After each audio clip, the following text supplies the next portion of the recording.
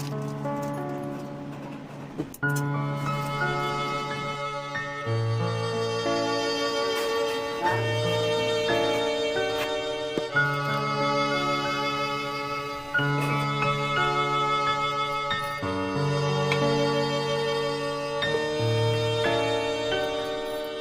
Friends, welcome back to sky decors by Madhu.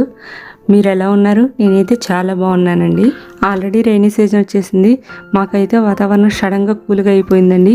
కూల్గా ఉంది కాబట్టి మా పిల్లలు బిర్యానీ చేయమన్నారు. సో కుక్కర్లో 15 నిమిషాలు అయిపోయి దమ్ బిర్యానీ చేద్దాం అనుకుంటున్నాను. అంతేకాకుండా ఆకుకూరల్ని పాడవకుండా ఎక్కువ రోజులు ఎలా నిల్వ చేసుకోవచ్చు అండ్ ప్యాంటీ ఆక్యుపేషన్ కోసం నేను డిమార్ట్లో కొన్ని గ్లాస్వేర్ కలెక్షన్ తీసుకున్నానండి. గ్లాస్వేర్ తీసుకునేటప్పుడు మనం ఏ టిప్స్ ఫాలో అవ్వాలనేది ఈ వీడియోలో పూర్తిగా చూసేద్దాం. ఫ్రెండ్స్, మీకు ఈ వీడియో నచ్చినట్లయితే ఒక్క లైక్ చేయండి.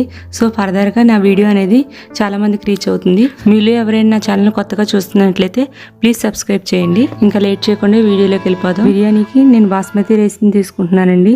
ఈ రైస్ని ఒక 30 మినిట్స్ ముందే కడిగి నానబెట్టేసుకోవాలి. నేను ఒక గ్లాస్ రైస్ తీసుకుంటున్నాను.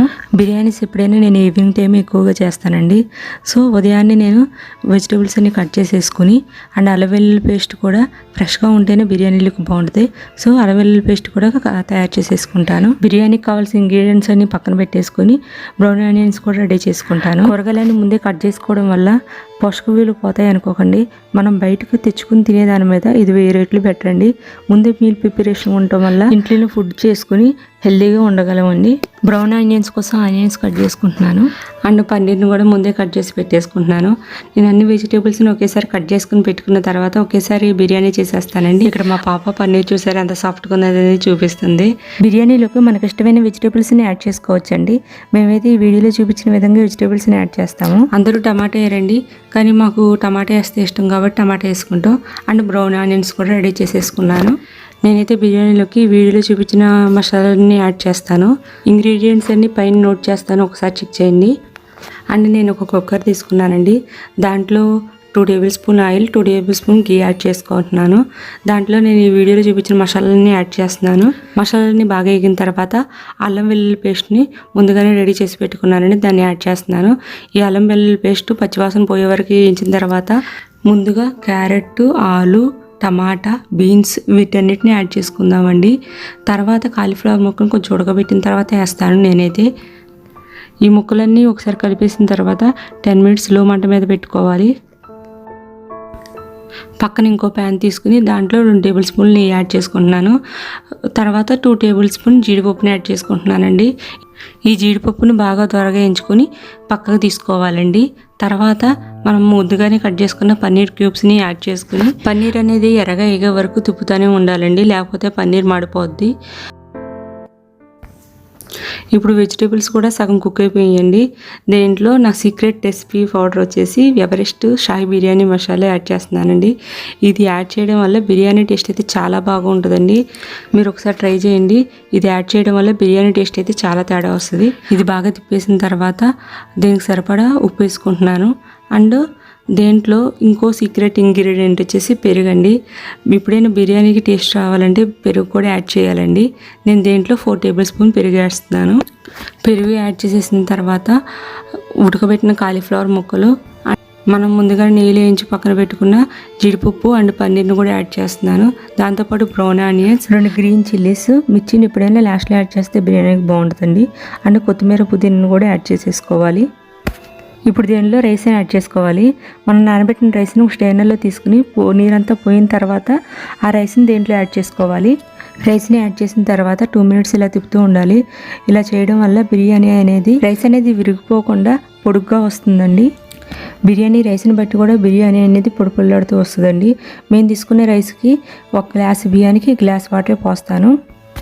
దానిపైన బ్రౌన్ ఆనియన్స్, కొత్తిమీరని యాడ్ చేసుకుంటాను. మీరు కావాలనుకుంటే సాఫ్రాన్ వాటర్ని కూడా యాడ్ చేసుకోవచ్చు. ఇప్పుడు కుక్కర్ని మూత పెట్టేసి చిన్న పొయ్యి మీద పెద్ద మంట పెట్టి 3 విజిల్స్ వచ్చే వరకు ఉంచుకుంటాను. మాకైతే వర్షం పడడం కాగలేదు.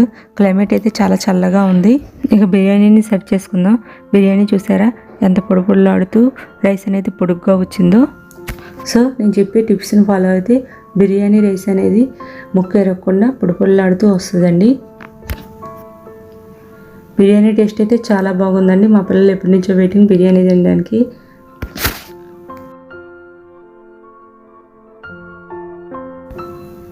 ఆఫ్టర్ డిన్నర్ వెజిటేబుల్స్ని ఫ్రిడ్జ్లో ఎలా స్టోర్ చేసుకోవాలో చెప్తాను. అందులో లీఫీ వెజిటేబుల్స్ అండి. లీఫీ వెజిటేబుల్స్ వెంటనే పాడైపోతాయి. నేను చెప్పే విధంగా స్టోర్ చేసుకోవడం వల్ల ఆకుకూరలు అనేది 1 వీక్ అండ్ 10 days కూడా చాలా బాగుంటాయండి, ఫ్రెష్గా ఉంటాయి. నేనైతే ఆకుకూరలు తెచ్చిన వెంటనే ముందుగా ఆకుకూరలని ఇలాగ నీట్గా దానికి విడిగా కట్ చేసేసుకుంటానండి. అండ్ కాడలను కూడా పడేయను. కాడల్లో కూడా చాలా పోషక విలువలు ఉంటాయి.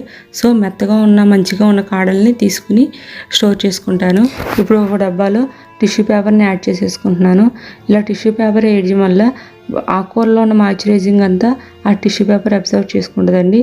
దీనివల్ల ఆకుకూరలు ఎక్కువ రోజులు ఫ్రెష్గా ఉంటాయి. అలాగే అన్ని రకాల ఆకుకూరలను కూడా ఇలాగే టిష్యూ పేపర్ యాడ్ చేసేసుకుని స్టోర్ చేసుకుంటున్నాను. ఎప్పుడైనా మనం వెజిటేబుల్స్ అనేది ఫ్రిడ్జ్లో స్టోర్ చేసుకోవాలనుకున్నప్పుడు మనకు ట్రాన్స్పరెంట్గా ఉన్న వాటిల్లో స్టోర్ చేసుకోవడం వల్ల మనకి ఏ వెజిటేబుల్స్ దేంట్లో ఉన్నాయని ఈజీగా తెలుస్తుందండి. డీమార్ట్లో ప్యాంట్రీ అక్విజిషన్ కోసం కొన్ని గ్లాస్వేర్ కలెక్షన్ తీసుకున్నానండి. అవేంటి ఇప్పుడు మీతో షేర్ చేసుకుంటాను. మొదటగా వచ్చేసి గ్లాస్వేర్ కలెక్షన్లో ఇది వచ్చేసి 900 ml అండి. దీని ప్రైస్ వచ్చేసి 135 రూపీస్ పడింది.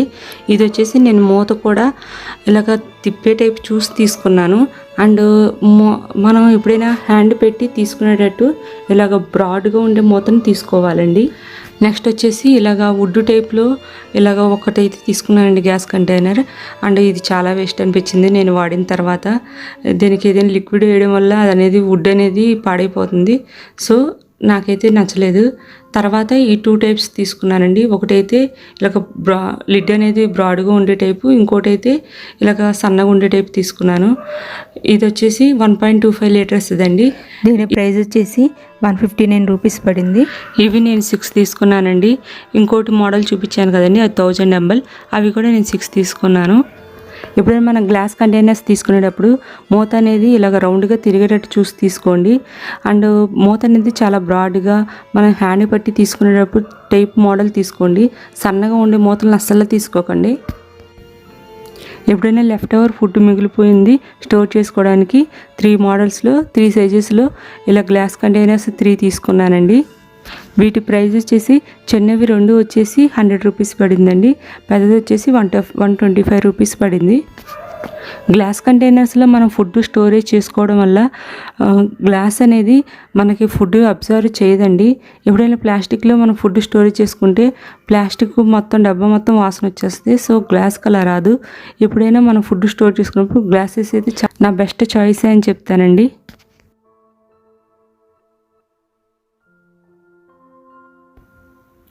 స్పైసెస్ని యాడ్ చేసుకోవడానికి 4 కంటైనర్స్ తీసుకున్నాను. దీని ప్రైస్ వచ్చేసి 19 రూపీస్ పడింది. మీలో ఎవరైనా స్పైసీ ఆర్గనైజేషన్ చూడబోయంటే కింద లింక్ ఇస్తాను, చూడండి.